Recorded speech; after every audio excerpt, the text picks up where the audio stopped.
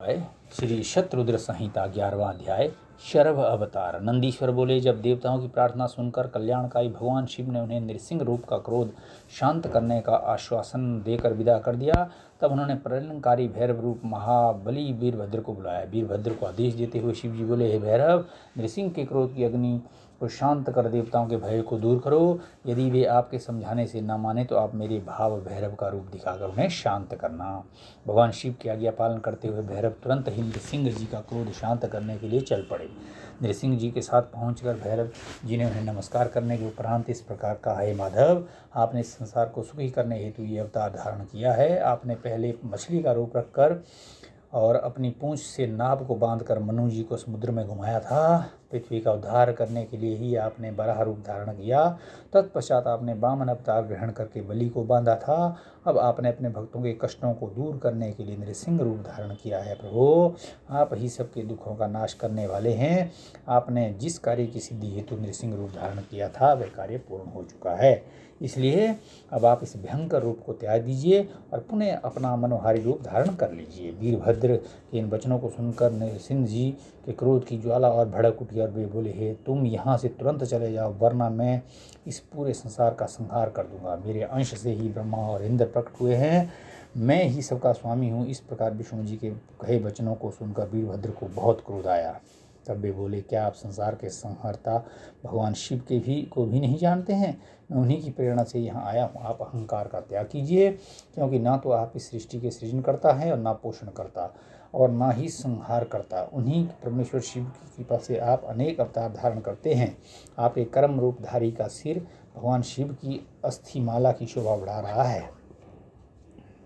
आपके पुत्र ब्रह्मा का 5वां सिर भी मैंने काट लिया था। इस संसार में हर तरफ भगवान शिव की ही शक्तियाँ फैली हुई है। उन भक्त वत्सल भगवान शिव की ही शक्ति से आप मोहित हो रहे हैं। हे नृसिंह, आप तत्काल ही अपने इस क्रोध को शांत कर अहंकार को छोड़कर पुनः अपने शांत रूप में आ जाइए, अन्यथा भगवान शिव की आज्ञा से यहाँ पधारे हुए भैरव रूपी क्रोध का वज्र आप पर पड़ेगा, जिससे आप तत्काल मृत्यु को प्राप्त हो जाओगे। 12वां अध्याय शिव द्वारा नृसिंह के शरीर को कैलाश ले जाना। सनत कुमार जी बोले, नंदीश्वर जी, भगवान शिव के अवतारकार भैरव ने जब क्रोधित होकर नृसिंह रूप धारण किए विष्णु जी को इस प्रकार क्रोध से फटकारा, तब आगे क्या हुआ? क्या उन्होंने भैरव जी की आज्ञा का पालन किया या फिर क्रोधित काल भैरव ने श्री विष्णु जी के नृसिंह रूप का संहार कर दिया? नंदी, आप जल्दी से मेरी इस जिज्ञासा को शांत करिए। महामुने शरत कुमार जी के इन वचनों को सुनकर नंदीश्वर बोले, भैरव जी के वीरभद्र रूप के इन वचनों को सुनकर नृसिंह जी, जो कि पहले से क्रोध से भरे हुए थे, और अधिक क्रोधित होकर वीरभद्र पर झपट पड़े। तब वीरभद्र ने उन्हें अपनी भुजाओं में कसकर पकड़ लिया। वीरभद्र के इस प्रकार पकड़ने से नृसिंह जी अत्यंत व्याकुल हो उठे। तत्पश्चात वीरभद्र ने उन्हें इसी प्रकार कसकर पकड़े रखा और उन्हें लेकर उड़ गए। वे उन्हें उड़ाकर परम पावन शिवधाम ले आए और यहाँ जाकर शिव जी के वाहन वृषभ के नीचे पटक दिया। इस प्रकार जोर से नीचे फेंक दिए जाने पर नृसिंह रूपी भगवान श्री कृष्ण श्री हरि विष्णु व्याकुल हो उठे। ये देखकर सभी देवता ऋषि मुनि देवादिदेव भगवान शिव की स्तुति करने लगे। भगवान शिव की माया से ग्रसित होकर भगवान श्री हरि विष्णु का शरीर भय से कांपने लगा। भयभीत होकर विष्णु जी नृसिंह अवतार में त्रिलोकीनाथ भगवान शिव की स्तुति करने लगे। वे प्रभु के सामने नतमस्तक होकर खड़े हो गए। नृसिंह भगवान परमेश्वर शिव से परास्त हो गए, उनकी शक्तियाँ क्षीण हो गई। वीरभद्र भैरव ने नृसिंह की सभी शक्तियों पर अपना अधिकार स्थापित कर लिया। सभी देवता हाथ जोड़कर कल्याणकारी भगवान शिव के यश का गान करने लगे। तब देवताओं द्वारा की गई स्तुति से प्रसन्न होकर महेश्वर शिव बोले, हे देवताओं, अब आपको घबराने की आवश्यकता नहीं है, भयभीत होने की कोई ज़रूरत नहीं है। वीरभद्र भैरव द्वारा इस प्रकार विष्णु जी के नृसिंह रूप को पराजित करना एक लीला मात्र है। इससे भगवान श्री हरि विष्णु की महत्ता पर कोई प्रभाव नहीं पड़ेगा।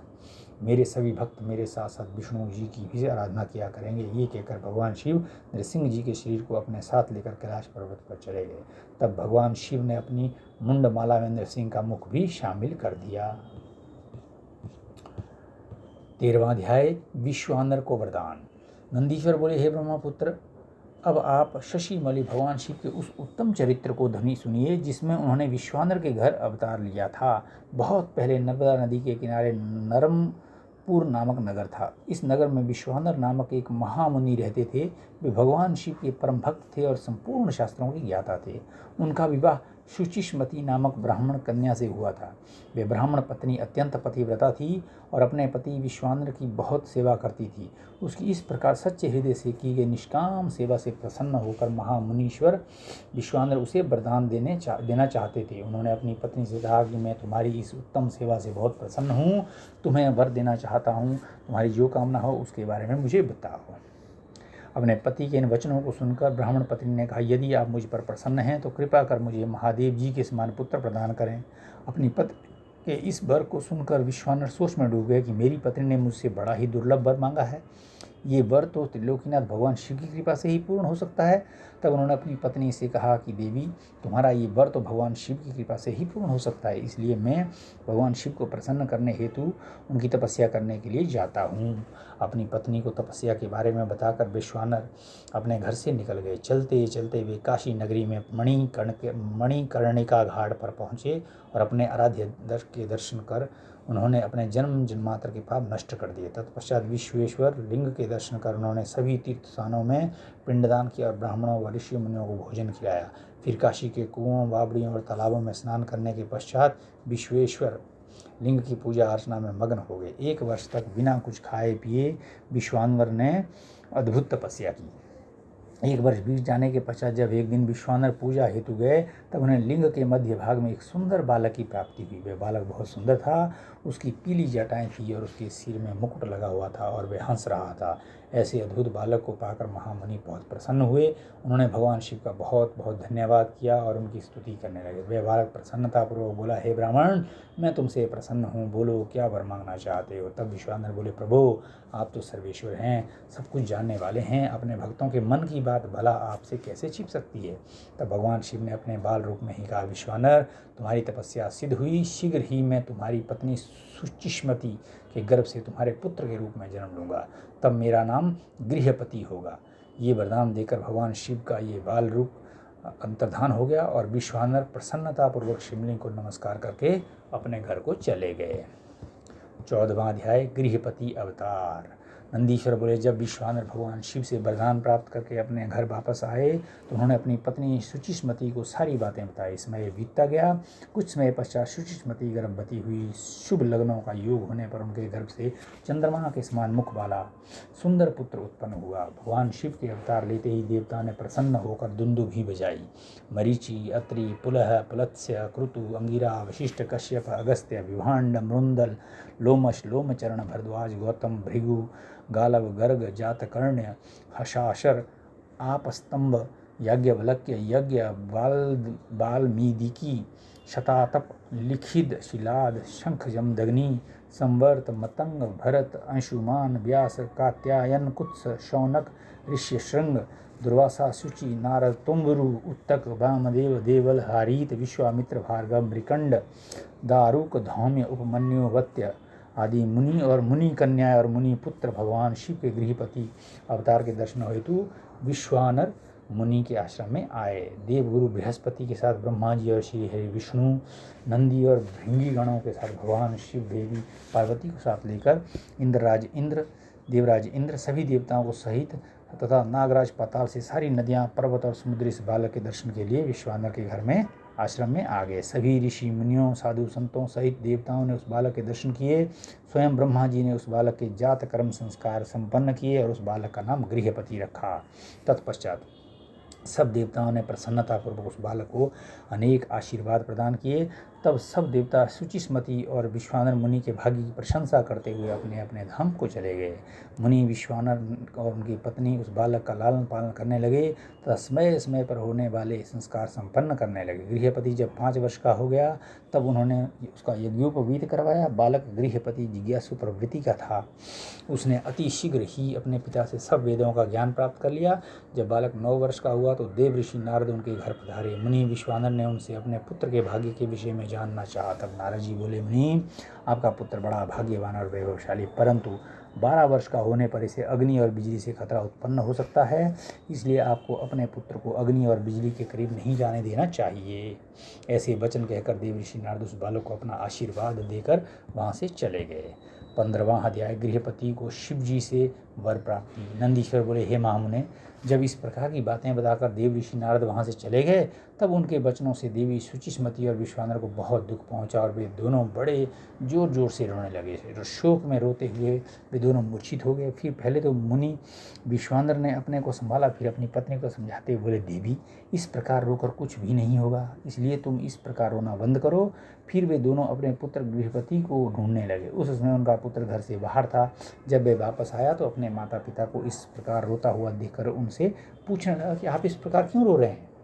अपने पुत्र के इस प्रश्न को सुनकर देवी शुचिस्मती ने गृहपति को अपने गले से लगा लिया और रोते हुए ही उसने नारद जी द्वारा कही गई बात को कहा। ये सुनकर गृहपति तनिक भी विचलित नहीं हुआ और अपने माता पिता को समझाने लगा कि आप इस प्रकार दुखी न हों। मैं मृत्यु विजयी शिव मंत्र को जप कर मृत्यु से अपनी रक्षा कर लूँगा। अपने पुत्र की साहसपूर्ण बातें सुनकर माता पिता दोनों बहुत प्रसन्न हुए और बोले कि मृत्युंजय भगवान शिव की आराधना करने से अवश्य ही सारे विघ्न दूर हो जाते हैं, अतः तुम उनकी शरण में जाओ, वे तुम्हारा कल्याण करेंगे। अपने माता पिता से आशीर्वाद लेकर बालक गृहपति काशी चला गया। वहाँ उसने स्नान करने के पश्चात शिवलिंग के दर्शन किए। विश्वेश्वर लिंग का दर्शन करने के पश्चात उसे बहुत प्रसन्नता हुई और वह अपने को भाग्यशाली मानने लगा कि उसे प्रभु के दर्शन हो गए। तब उसने वहीं एक शिवलिंग स्थापित किया। वह प्रतिदिन उस लिंग को 108 घड़ों में गंगा जल भरकर स्नान कराता था और फिर विधि पूर्वक उनकी आराधना करता था। उसका मन सदा ही शिव चरणों का स्मरण करता रहता था। धीरे धीरे समय बीतता गया। गृहपति ने 12वें वर्ष में प्रवेश किया। नारद जी की वाणी को सिद्ध करते हुए देवराज इंद्र गृहपति के सामने प्रकट हुए। इंद्र ने कहा कि बालक मांगो, क्या मांगते हो। तब इंद्र की बात सुनकर गृहपति ने नमस्कार किया और बोले, प्रभु मैं आपसे नहीं भगवान शिव से वरदान मांगना चाहता हूँ, आप चले जाइए। मैं शिव जी के अलावा किसी अन्य से कुछ नहीं मांग सकता, क्योंकि शिव ही मेरे आराध्य हैं और मैं उन्हीं का भक्त हूँ। गृहपति के इन वचनों को सुनकर इंद्रदेव क्रोध से तमतमा उठे। उन्होंने अपना वज्र निकाल लिया। उनके हाथ में वज्र देखकर बालक को अपने पिता द्वारा बताई गई बात याद आ गई और वे डर से मूर्छित होकर गिर पड़ा। ये देखकर भक्त वत्सल भगवान शिव देवी पार्वती सहित तुरंत वहाँ प्रकट हो गए। जैसे ही उन्होंने गृहपति को छुआ, वह उठा खड़ा हुआ। अपने सामने भगवान शिव और माता पार्वती को पाकर वह रोमांचित हो गया। उनका रूप करोड़ों सूर्यों के समान प्रकाशित हो रहा था। इस अद्भुत रूप को देखकर गृहपति मंत्र मुग्ध हो गया और दोनों हाथ जोड़कर देवादिदेव महादेव जी की स्तुति करने लगा। तब भक्त वत्सल शिव ने हंसते हुए कहा, हे बालक, मैं तुम्हारी इस उत्तम तपस्या से बहुत प्रसन्न हूँ। मैं तुम्हारी परीक्षा ले रहा था। मैंने ही इंद्र को तुम्हारे पास भेजा था। तुम अपनी परीक्षा में सफल हुए हो।